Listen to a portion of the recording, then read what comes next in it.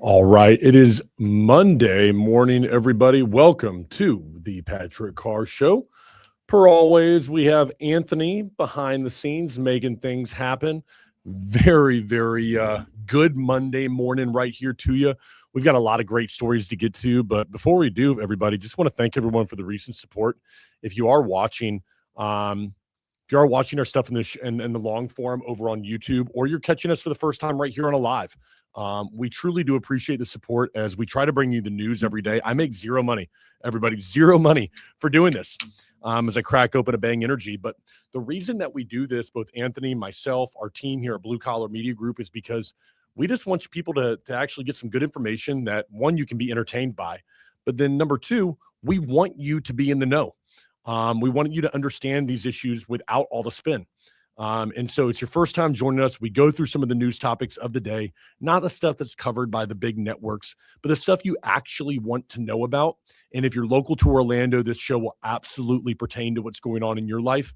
And if you're a national, don't you worry. We cover a lot of incredible national news as well. But I want to start off today, Anthony, by covering a story that we have been covering for, the last few weeks. Has been getting us millions of views over on social, and it is downtown Orlando, and more specifically, the problem. I'm here to tell you, everybody, that downtown Orlando has become dangerous for one reason: not enforcing the right laws.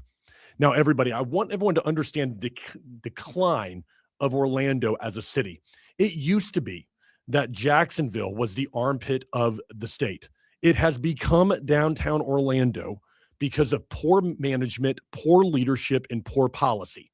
And I want everyone to understand that people are flocking out of Orlando, with yesterday being the last day for the Attic, a 16-year running club, a great hotspot for young people to go to. 16 years yesterday, the place closes, Anthony, done forever because of the policies and the leadership from the city of Orlando. And when I look at this, I want to start off the story with this today, because as it exits Orlando, so does so many other small businesses because of the mismanagement. And people go, well, what do you mean, Patrick, mismanagement? I want to give you an example of exactly what is happening in downtown Orlando as we speak, because if this is happening in your city, believe me, it will make the city absolutely fall apart. Here's the overarching theme. Downtown Orlando is on one side of an interstate, and it is very clear that what the city wants to do is move it over to the other side of an interstate. They want to go where there's going to be new development. You got the Orlando Magic Kia Center over there.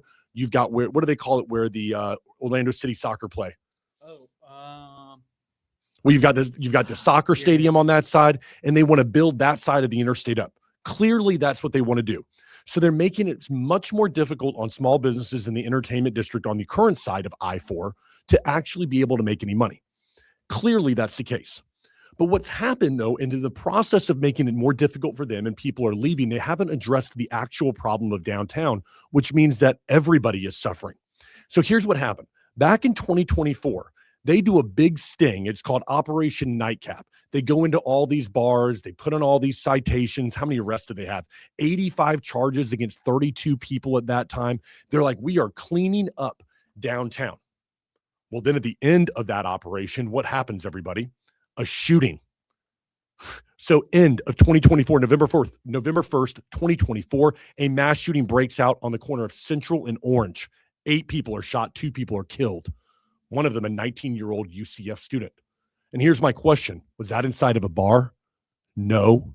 It was on the streets, where the problem is in downtown Orlando that OPD will not enforce laws. And that's what's happening.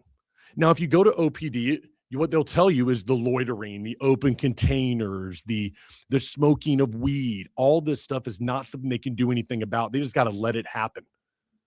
So while they look to, I don't know, make it more difficult for these people to do business in downtown, they do nothing about the actual problem, which is the people on the streets. And it has shown that to be the case. I don't see any stabbings happening there. I don't see any stabbings happening inside of these entertainment district bars, clubs, whatever you want to call them.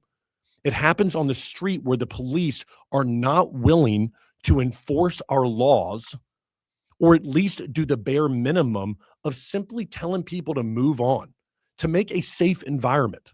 Just because somebody is not breaking the law doesn't mean they're doing the right thing. And I think we have to distinguish between the two, Anthony.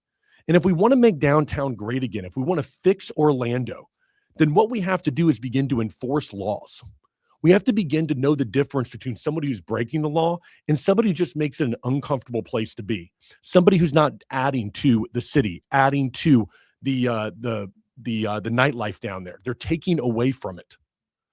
If we're going to fix Orlando, it starts by actually enforcing what we have on the books right now. It starts by getting rid of the riffraff out of Orlando and getting people down there that actually want to frequent clubs and bars and enjoy themselves with friends or family who doesn't matter. We got to begin to fix Orlando with a systematic approach.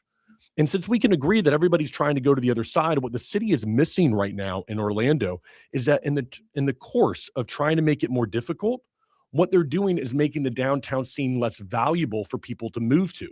The great example of this is that if you were going to move to downtown Orlando, a one bedroom down there on average is about $3,000 a month for a one bedroom. Why do you pay that? Well, it's because you want to be close to things that are going on. You want to walk downstairs for happy hour. You want to be there on a Saturday and walk around Lake Eola.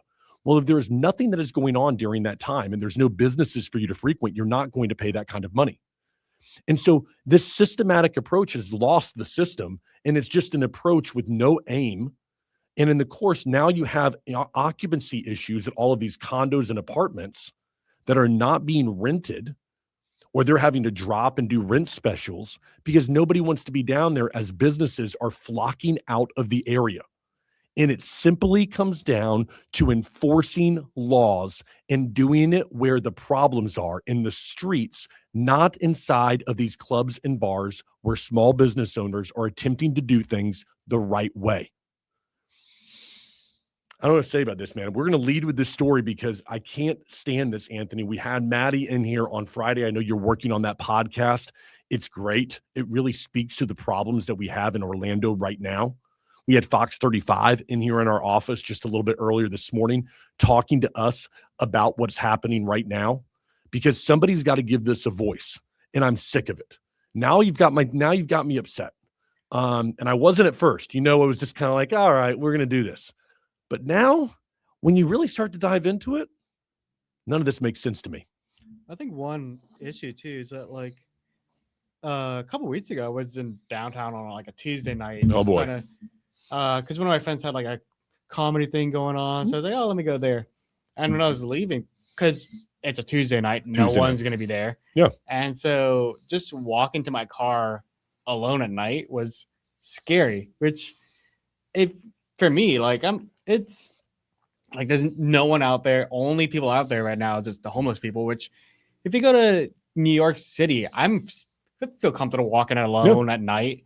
And that's a big city. And there's a homeless crisis there too. But what's different is that for example, New York, there's a bunch of people walking around, people still going out, still people walking downtown. And there's maybe a couple homeless people out there. Whereas with downtown Orlando, there's no one out there. The only people out there are the homeless people. And it's just scary. It is. And what people have to understand is that when you're talking about, like you are, walking through downtown Orlando, what is happening is that, hey, Griff? We have the dog down below right here. He's snoring up a storm back here, a little Frenchie back here. Sorry about that, everybody.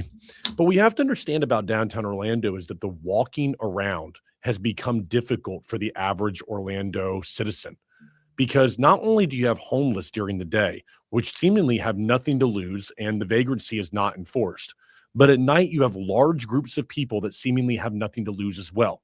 They're drunk. They don't care about the catcalling. If you're with your girl, it's extremely uncomfortable.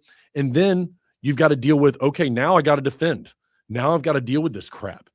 And when you're someone like me who looks like I do, you obviously have a big target that's on your back. All right. And it makes for things to be uncomfortable. When you go out to these places on a Friday or Saturday night, do you want to feel uncomfortable, or do you want to just let loose and relax a little bit and feel like you're in a safe environment? Of course, that's what you want. And you're not getting that anymore. And so if you can't get it there, people are going to take their business elsewhere. And we're seeing that time and time again right now. And yet everybody that we talk to just kind of throws their hands up and says, well, it is the way that it is. And for us, just not willing to accept that.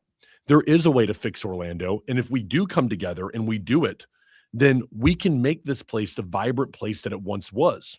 We're becoming what Jacksonville was 20 years ago, the place that nobody wanted to go. Everybody remembers Jacksonville 20 years ago. I mean, it was a joke. All right. We're not far from that right now here in Orlando. We've become the California of Florida. Everybody is flocking out of this city because of poor management from the top down.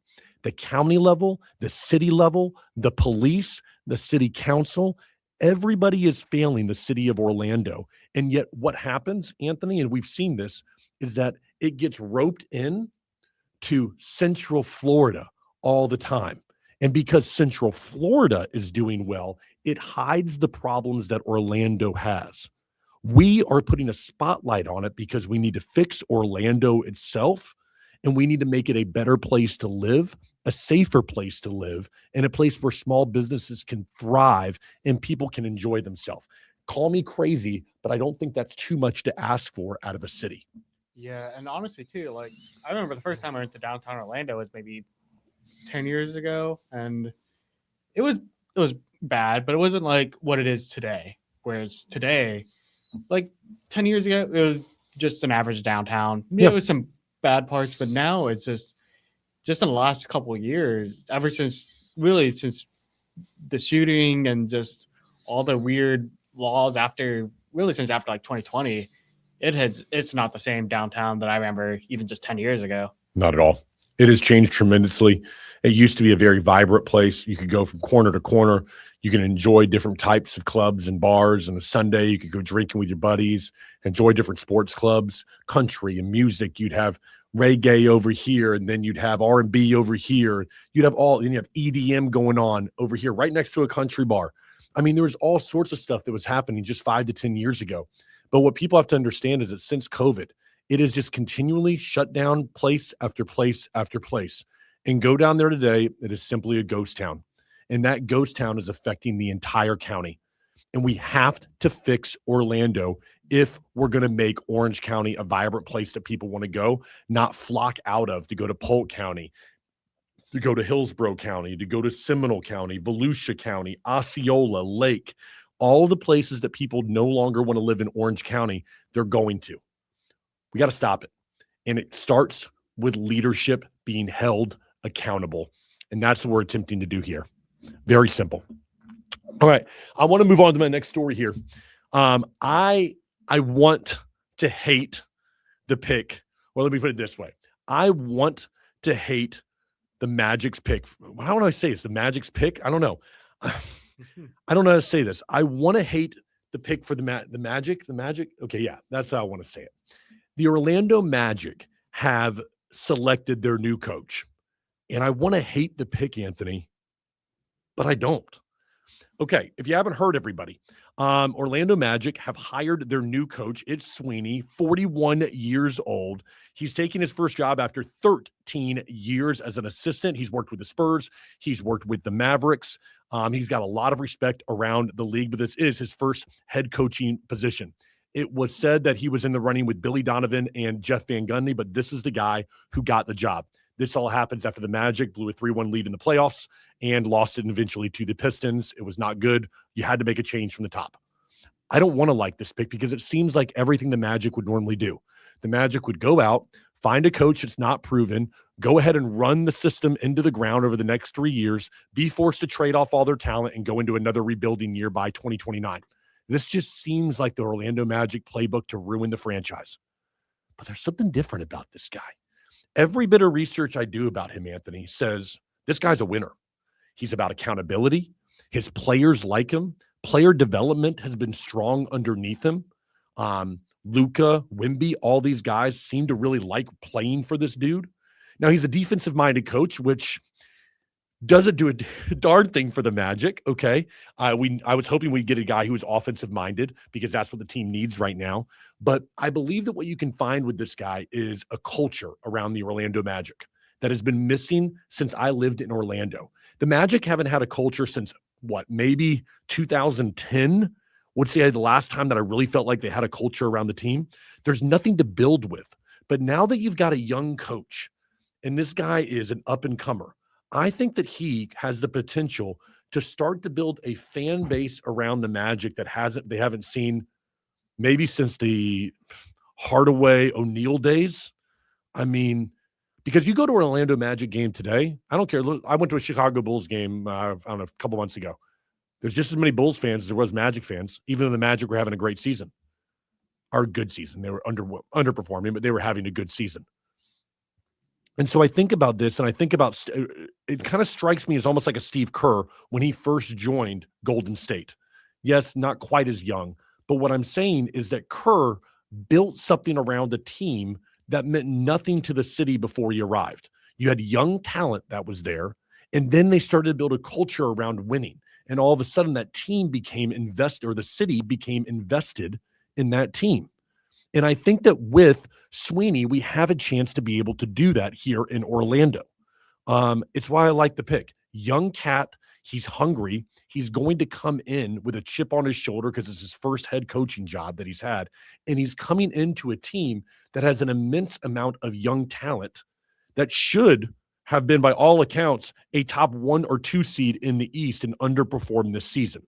Now, they almost pulled it off in the playoffs and didn't. But this is a guy you want coming into a team that already has talent. If it was anybody but the Magic, I would love it. It just seems like for the Magic, this is just their surefire way to bury the team over the next 3 years and somehow, I don't know, end up selling off all the pieces and we start over again by 2029, 2030. I hope that's not the case here because I really like this pick. Yeah, I definitely agree. The only thing you're talking about the stadium where it's like half the stadium is like Magic and the other half is the other team. I think I know why. Tell me. I feel like the half that's Magic, there's not a lot of Magic people going over there because they don't want to go to downtown. Ooh. But then the other half is like, oh, I don't know about downtown Orlando. Let me go. Yeah. And so that's why there's a lot more see the other opponent team. I somewhat definitely agree. I agree with you. First of all, just trying to get a drink in downtown Orlando before a Magic game, good luck. Because where are you going to get a drink? Mm-hmm. What, you got to go to Orange, and then you got to walk all the way from there through all the BS of downtown underneath I-4 to get over there to Amway. Unless you wanted to, I guess if you want to do one of the lounges at Amway, if you got there in time, but there's nothing else besides that. And what was it over there on, is it Church where they had like Harry Buffalo? Is that even still around? I think they closed like the bars over there, the ones by 55 West. Oh yeah. But it's crappy. You can't get anywhere. You have to walk like a mile to be able to get anywhere. I think another big issue too is like freaking trying to park when there's a stadium game going on. Yeah. Impossible. I remember like a couple years ago, me and my fiance were going to park at a game. And so we park in this like random lot because that was the only spot that was open. Paid this guy I only had $10. He's like, it's $20. I was like, I have 10. So I gave him $10. And I was parking the car. I hear this cop car going by and he's like, who's ever parking here is parking illegally and stuff like that. And so like, what? So we see the attendant that we gave the money to run away. Oh my God. He just snapped the fence open and just try to get a bunch of people to go in this random lot. Oh my gosh. And so he just put on like a little vest and that was what he wanted to do. And so he made a bunch of money, but then he just ran. It's just so typical, man. But it's even worse so is for the Orlando City games. Oh yeah. As bad as going to a Magic game is, Orlando City's the worst. Yeah, there's parking, but in Orlando City, the problem is that when the game gets out, there's nothing to do. You got to go get into your car and drive to downtown Orlando because it's too far to walk. Unless you want to take one of those bike taxis, that's about all you could do to go from an Orlando City game back to downtown. Because it's kind of like in this no man's land where it's like a mile away from downtown, mile and a half. So you can't walk it. You wouldn't want to walk it on top of that because of the area that it's in. And then what you have to do is you have to make this decision. Get in your car, go find parking downtown if you want to continue with your buddies to have a drink or something. There's just a terrible area in no man's land right there for the game. Orlando City's worse than what it is to go to a Magic game. And the problem with it is that it's not just there's nothing to do around there. I'm sure there are people that would make that walk, but the walk doesn't mean it's too dangerous. The walk from Orlando City to downtown is something nobody wants to make because of that fact. I mean, is it so much to ask that a city could actually just get the downtown part right? I mean, we're not talking about a huge area. We're really, when we talk about downtown like we have, we're probably talking about a 3 mile by 2 mile radius. That's it. I mean, we're not a huge area that we're speaking about to just get it right. Jacksonville downtown, it's giant. Tampa, it's giant. Huge. Orlando, when I first came to Orlando, I was thinking downtown Orlando was going to be massive. It's really, really small. It's very small compared extremely. to like a big city like Orlando, and it's not doing good. So how are they messing up this really small little area? It's tough to imagine. Like if people thought Orlando versus Minneapolis, like let's just take those two. And I think the average person, let's say in Georgia, you were to ask, what city do you think is bigger, Orlando or Minneapolis? Well, they'd say Orlando. Go to Minneapolis. It towers above the downtown of Orlando. I mean, it's like nothing. I mean, you can name any city just about in any major metropolitan city. I can't think of one that Orlando is larger than. All right. I mean, Orlando is basically the Huntsville, Alabama. It's not a big city at all. Maybe the surrounding county is and all of Central Florida, which it gets wrapped into, but not the actual city of Orlando. It's a small 3 streets. That's about all you got that intersect with one another. And then you're done with Orlando. And so for me, it baffles me that we can't seem to get it right downtown and fix this place. But as much as I want to hate the new coach of the Magic, I love it. Yeah. And I think this is a guy who's going to build some great culture around the team. And I think he's going to make something very special. So I'm really looking forward to seeing what he brings to the table. Hopefully going to win his final series here with the Spurs and get himself a championship before he joins us over here in Orlando. All right, my next story is one that is flying under the radar, everybody. Now, I want to understand this. We talk about the city of Orlando with Buddy Dyer, but there's also Demings over there in Orange County. You might remember Jerry Demings, everyone, right? I mean, you hear the Demings name. What if I told you this? What if I told you in the county, in Orange County, when someone gets arrested, that person is put into a database to see if they're a citizen. And upon adjudicating and figuring out what their charges are going to be, they get fingerprinted. Let me back up. When someone comes into Orange County and they're arrested, they are fingerprinted. And then ICE is notified if that individual is not a citizen here in the United States. And then ICE has a decision to make whether they would like to come and pick that individual up or not. Now, after that person's case is heard and there's a decision on that case, if they're going to be let go, there is a 72-hour hold that they put on this person for ICE to come and pick this person up.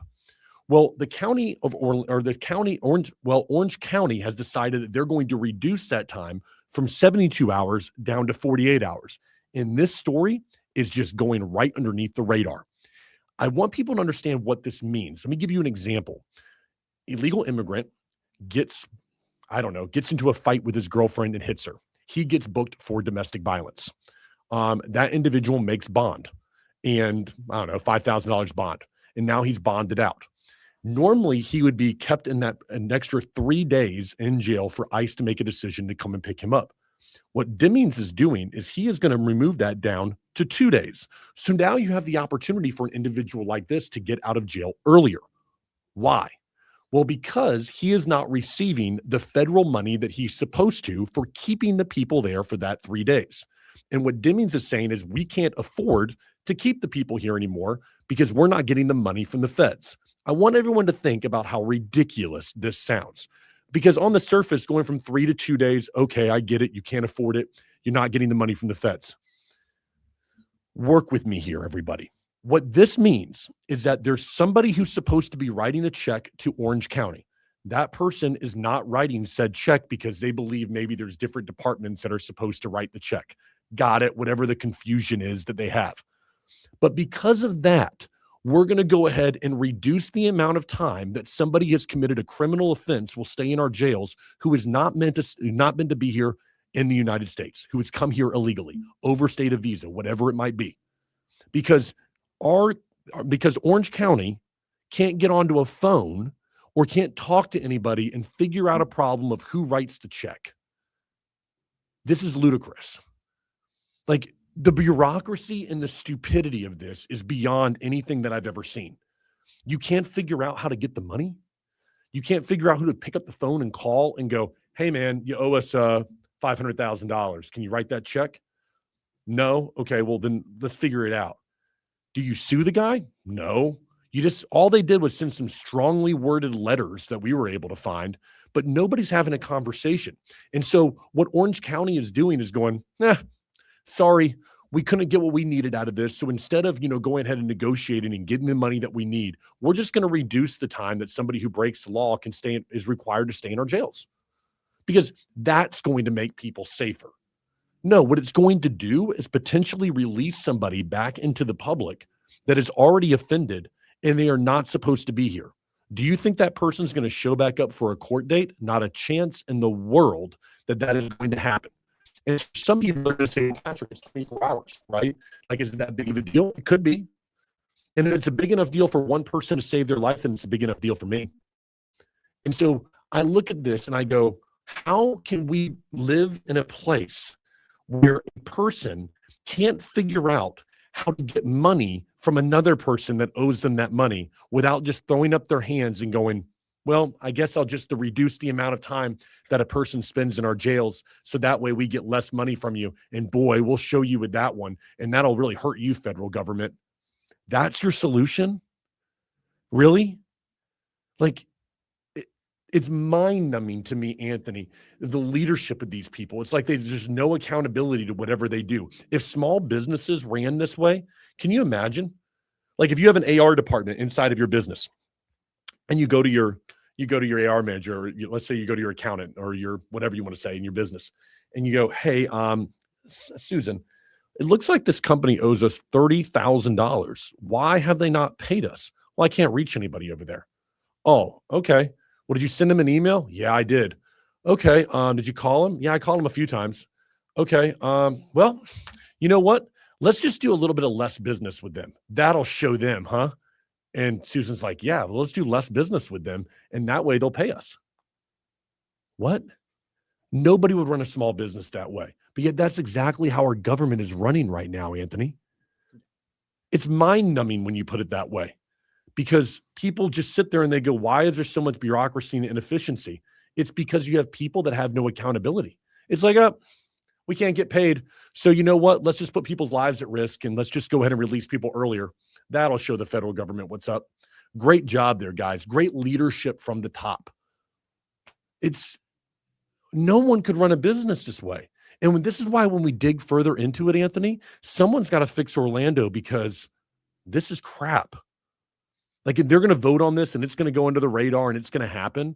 And then something's going to happen. Mark my words. Let's put this on right here. Put a little check on this one. Mark my words, within the next couple of months, if they put this in, someone will be released into the public that is going to be a violent offender, and there is going to be another case. Something is going to happen and someone's going to get hurt. And that's on Demings. That's on the city council. And you said that's going to be implementing tomorrow? It looks like the vote is tomorrow from everything that we could find. Okay. And this is coming from the county level in Orange County. And this is a Central Florida issue in Orange County, not the city of Orlando, but Orange County here. And Anthony, listen, am I simplifying the story? Yes, I am. And there are two sides to this. I understand that. I understand that, the city is not getting enough money from the feds. I understand the federal government is also taking people out of the jail system and rebooking them back in so that they make more money. There's a lot of little nuances in here.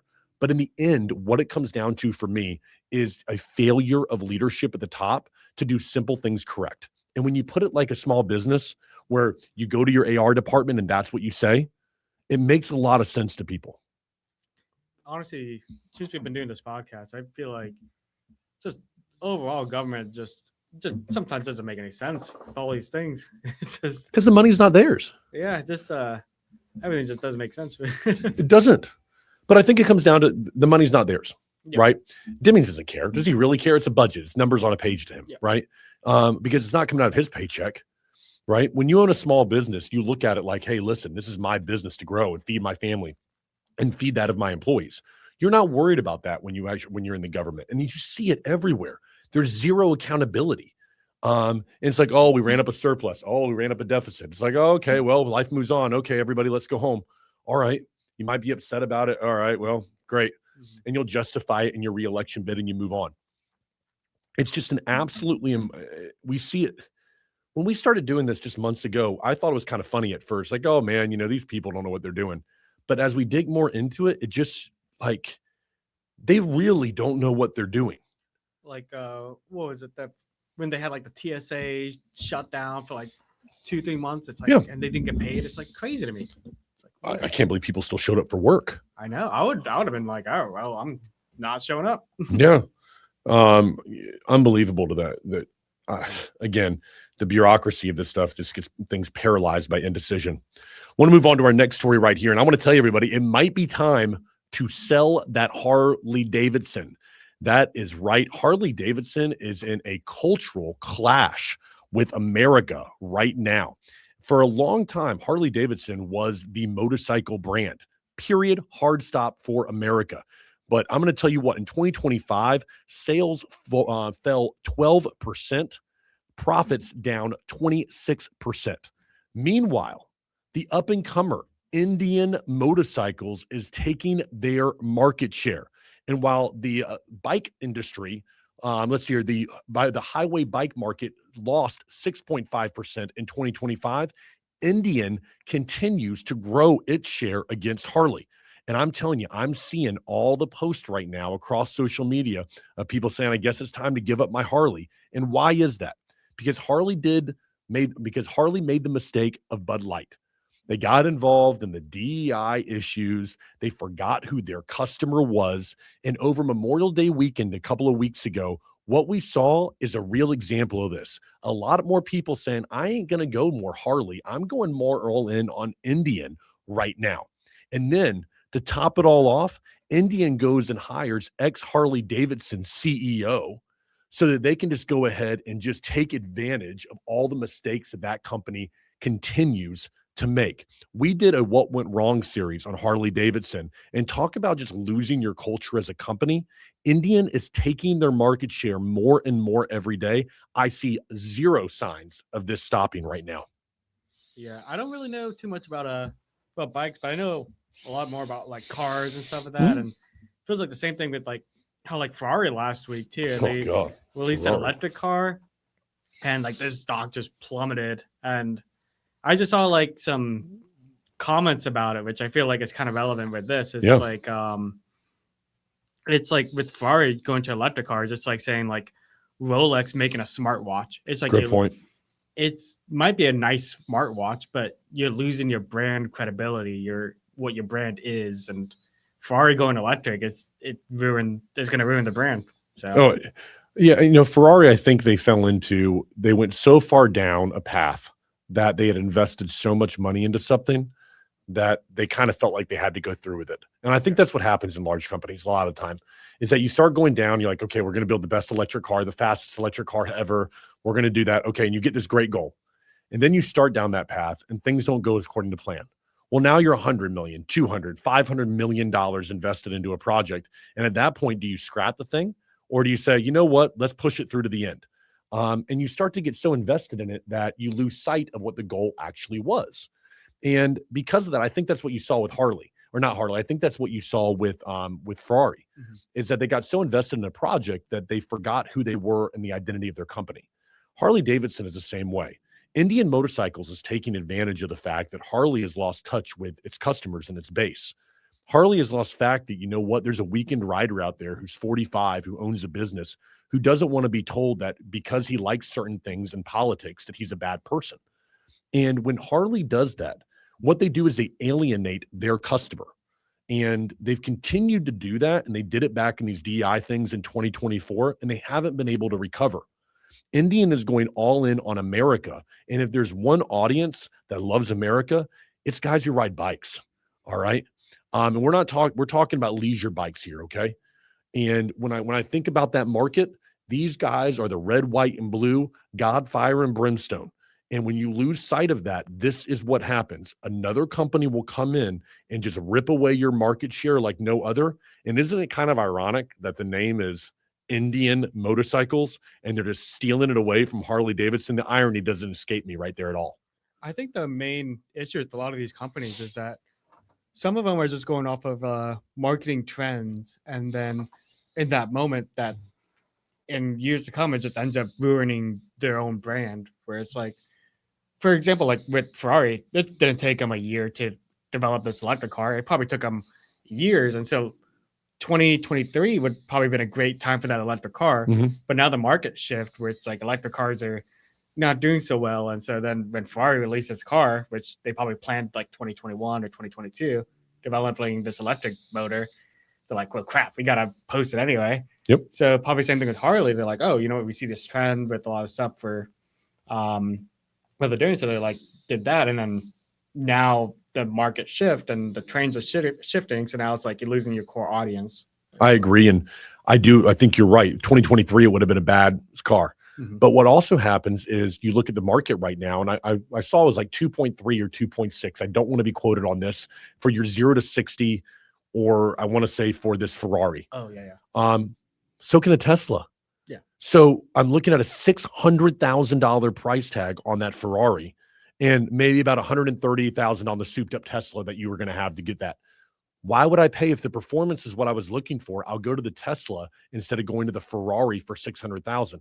Now, people will say, okay, the Ferrari, better chance of holding its value. But I think everybody looked at that car and goes, this is a dud. Nobody's going to want this car in a couple of years, ever, period, hard stop. And so when you invest in a Ferrari, you want something that if you're going to drive it, at least you know that the value is going to stick with the car. People have a culture around it. This thing just seemed like the ugly redheaded stepchild that somebody decided that they were going to let into the family, and it doesn't belong at all.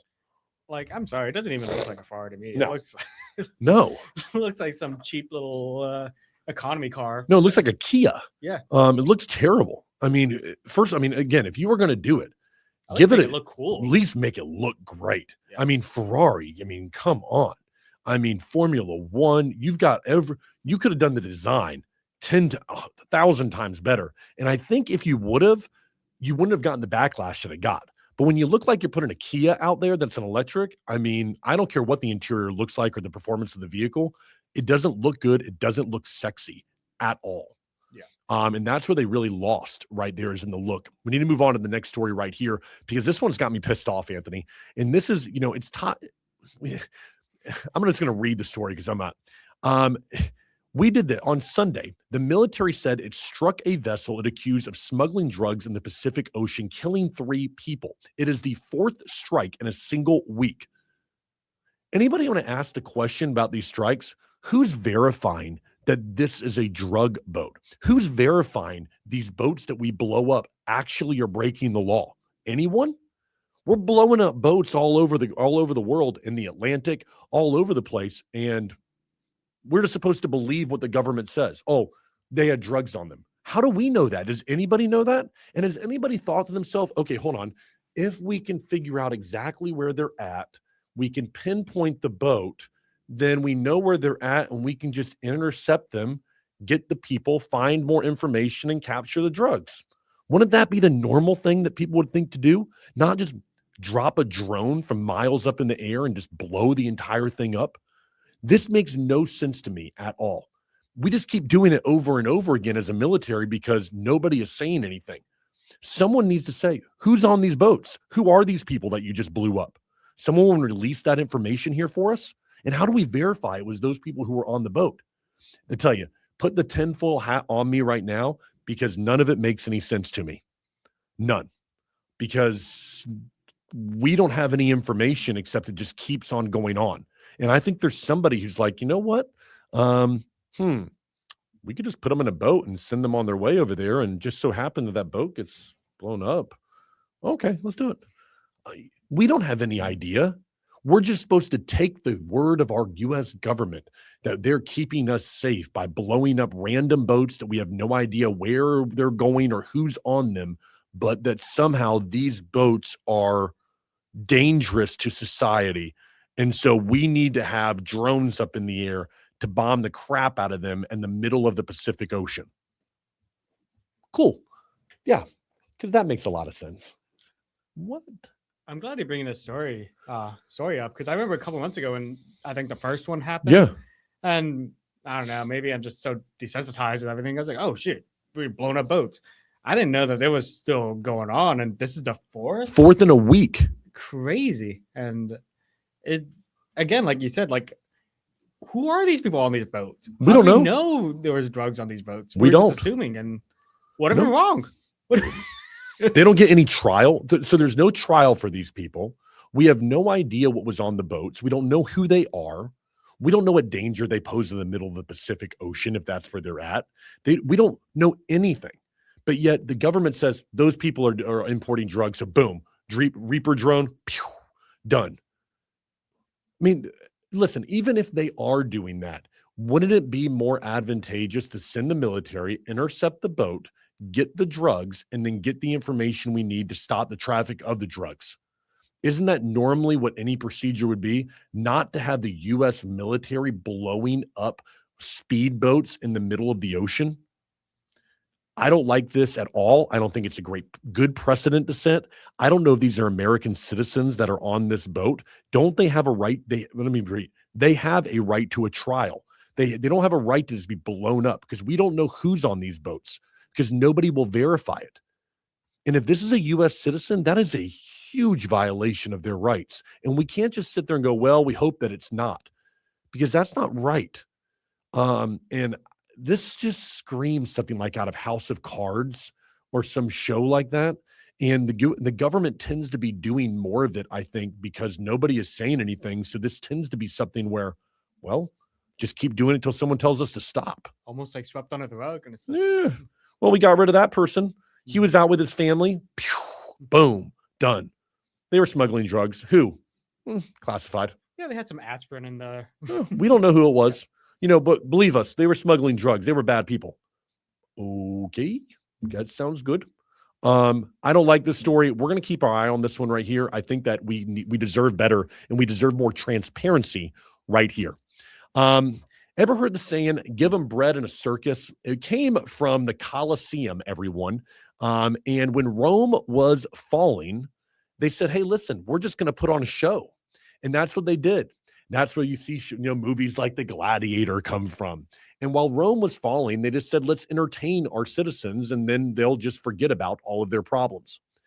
As America heads into our 250th birthday, I can't help but feel like a little bit of that is happening right now. Out on the front lawn of the White House, we have big arches in red, white, and blue of lights being built for a UFC fight on the front lawn. We have a huge concert being planned right there in Washington, D.C. that people are falling out of and don't want to be a part of. We got a president that's saying, hey, I'll speak because you know what? People will come to see me speak on the birthday of America. And it just seems to me like very Rome-esque, in my opinion. Like we have a war going on in the Middle East right now that is expanding into Lebanon. We have gas prices that have gone through the roof. Average American is finding it more and more difficult to go to the grocery store. And meanwhile, we've got give us a UFC fight on the front lawn in a big concert with red, white, and blue. And America, our president is going to speak from the podium. The heck with entertainment, because he's going to speak to us and he's going to give us a rah-rah speech. I don't listen. I speak for myself. I'm not a Republican. I'm not no Democrat. I don't care. This seems weird. During a time when average Americans are finding it very, very difficult to get by. Layoffs are happening by the hundreds of thousands across the country. And we're having a spectacle of a UFC fight on the front lawn of the White House? What message is that supposed to send? That we're progressive and we're moving along with our government and how they interact with private businesses, that our president likes UFC fighting? What are we doing here? Where is that? Why is that the focus? Concerts and stuff like that, instead of the focus on the fact we're blowing up boats out of nowhere and the fact that we have a Middle East policy that is obviously not working right now and is not being held accountable to what we were told. This just feels like the give them bread and a circus of Rome right now, instead of solid policy and governing going on that we got for the first year of Trump's term. I don't like this, man. It just seems very dystopian to me going on right in front of our eyes. And I think that Americans deserve better than this. And I don't know what the point of all of it is. It seems very, prideful. Let's put it that way. And I hope that we were able to turn this thing around. Yeah, it's definitely looks a bit weird and for me because like I feel like if you told me this 15 years ago that we have a UFC fight on the White House Front lawn. I'll be like, you gotta be bullshitting me. That Why? What are we doing it for? I mean, again, if things are great right now, I get it. Okay, you know what? It's cool, whatever. Nothing else really going on. But we do have a war going on. And we do have people that are struggling to get by. And so I look at this and I think to myself, we're focused on the wrong things at the national level. We need to end it. No, it's still there. It's just camera might die. Okay, I'll end it right here then. The long show here. We had a lot of good stuff to talk about. So we'll bring it next time. And we'll see you tomorrow here on the Patrick Carr Show. We got a camera that's about to die behind the scenes. So we'll move it on. We'll see y'all tomorrow. Have yourself a great Monday. Thanks so much. I saw you looking at it. Yeah, I was like, it's not a battery going, dude. It is gone.